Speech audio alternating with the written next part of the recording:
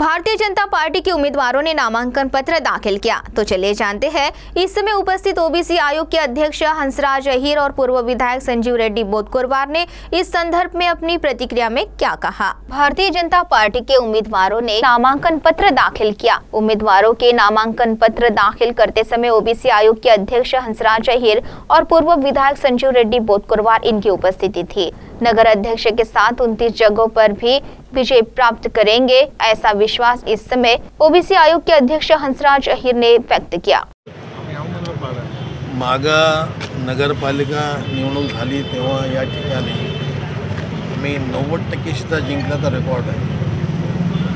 आताही तोच रेकॉर्ड कायम राहील अशी मला शुभेच्छा आणि अपेक्षाही आहे, विश्वासही आहे। जी निवड झालेली आहे उमेदवारांची सगळे एकत्र फॉर्म भरताना त्या चेहरा जो आनंद पाहतोय मी आणि त्याचा आनंद इतका दिसतो की ते विजयी होणारे उमेदवार सगळे आहेत।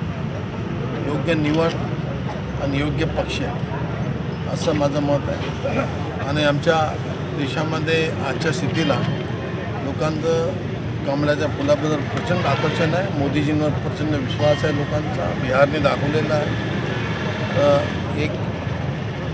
एक असं अजून एक समोर येईल 3 तारखेला की बिहारसारखं त्या ठिकाणी पण प्रचंड बहुमताने पुन्हा नगरपालिका वनी भाजपच्या ताब्यात राहील।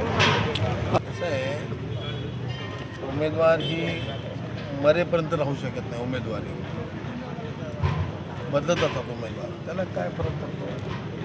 आता यामुळं स्थिती पाहून उमेदवाराचे नाव पक्ष बदलतो। निगेटिव्ह त्याबद्दल विचार पक्षाचा राहत नाही। पक्ष विजयी कोण होईल त्याच्यावर विचार करतो। तर काही लोकांनी प्रवेश घेतला असेल तर काही लोकांनी इकडे पण प्रवेश घेतलेला आहे।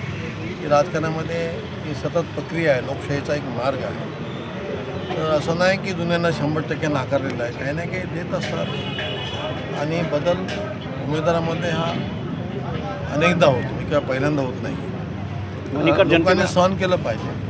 आपण नगरसेवक राहिलो आहोत, सभापती बनलो होतो, उपाध्यक्ष बनलो होतो, याची जाणीव ठेवावी। पक्षानंच केलं होतं, पक्षांतर न केलेलं बरं। वणीकर जनतेला काय सांगाल तुम्ही? नाही, जी भाजपने मागच्या टर्ममध्ये जी कामं केलीत वणीमध्ये ती अतुल्य काम आहेत आणि हे कोणी स्वप्नात पाहिलं नव्हतं। इतकं चांगलं काम नगरपालिका आमदार आणि सत्तेमध्ये आम्ही पण होतो त्या काळामध्ये आम्ही केलेलं आहे। आमच्या लोकांनी इथं पिण्याच्या पाण्यापासून, रस्त्यांपासून, वीजपासून ते बगीचे, गार्डन, खेळाचं सगळं मी पाहतो, डोळ्यांनी बघितलं नाही मी। हे वणीचे हाल बेहाल बघितले। आता वणी एक सुंदर सिटी झालेली आहे म्हणून लोकांना दिसते, यापेक्षा अजून सुंदर होईल। ही लोकांना अपेक्षा राहणं स्वाभाविक आहे। इतके प्रचंड रोडचे कामं, सिमेंटची रोडची कामं होत आहेत। मला वाटत नाही की जनता यामध्ये वेगळं काय विचार करेल। अपेक्षा राहतील वेगवेगळ्या, परंतु फार चांगलं काम झालेलं आहे मागच्या टर्ममध्ये। इथं आता आहे हे दुर्दैव आहे की यावेळेस आम्ही एखाद्या विधानसभा लोकसभा नुसतं जिंकलं ते पण नगरपालिका जिंकण्याकरता आम्ही मैदानात आलेलो आहोत। आता मागं आमदार राहिलेले संजीव रेड्डीजी आहेत, अध्यक्ष राहिलेले तारेंद्र बोवडे या ठिकाणी आहेत।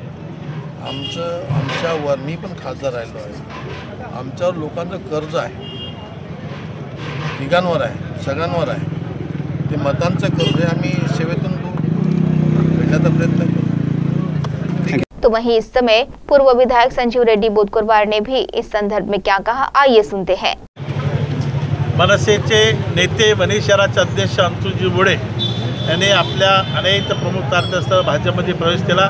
जिल्ह्याचे अध्यक्ष आणि जिल्ह्याच्या नेत्यांनी तिने प्रवेश दिला। शहराचे अध्यक्ष होतो, आम्ही होतो, माझे नगराध्यक्ष होते। त्यामुळे त्यांना अतिशय पूर्णपणे भारतीय जनता पार्टी आम्ही त्यांना समावेश करून घेतलं। जिल्ह्याचं उपाध्यक्षपद त्यांना दिलं। वणी नगर परिषदेची तिसरीसुद्धा निवडणूक लढणारा नेता म्हणून, त्यामुळे ते पूर्णपणे भाजपमध्ये झाले। कारण ती मनसेचं अस्तित्व वणी शहरात संपलं। मनसेचं चिन्ह नाही, एकही उमेदवार मनसेनं दिला नाही। जे त्या माणसाला दिले ते उबाटाच्या नावावर दिले। परंतु म्हणजे उद्धव ठाकरे, राज ठाकरे साहेब 2 भाऊ एकत्र झाले। कदाचित मनसेचं विसर्जन इथं उबाटा राहील किंवा मनसे राहील, जे राहील ते त्यांचा प्रश्न आहे। पण आज मात्र वणी शहरामध्ये मनसे नाही।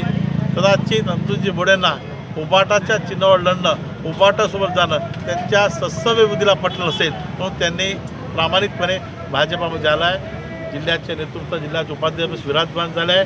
त्यामुळे त्यांचं नेतृत्व, त्यांचा फायदा, कारण या शहराचे ते अध्यक्ष होते, निश्चितपणे भाजपाला होईल. त्यामुळे आम्हाला आनंदच आहे. नामांकन पत्र दाखिल करते समय हजारों की तादाद में कार्यकर्ताओं की उपस्थिति थी। CTV के लिए प्रतिनिधि मनोज नवले की रिपोर्ट।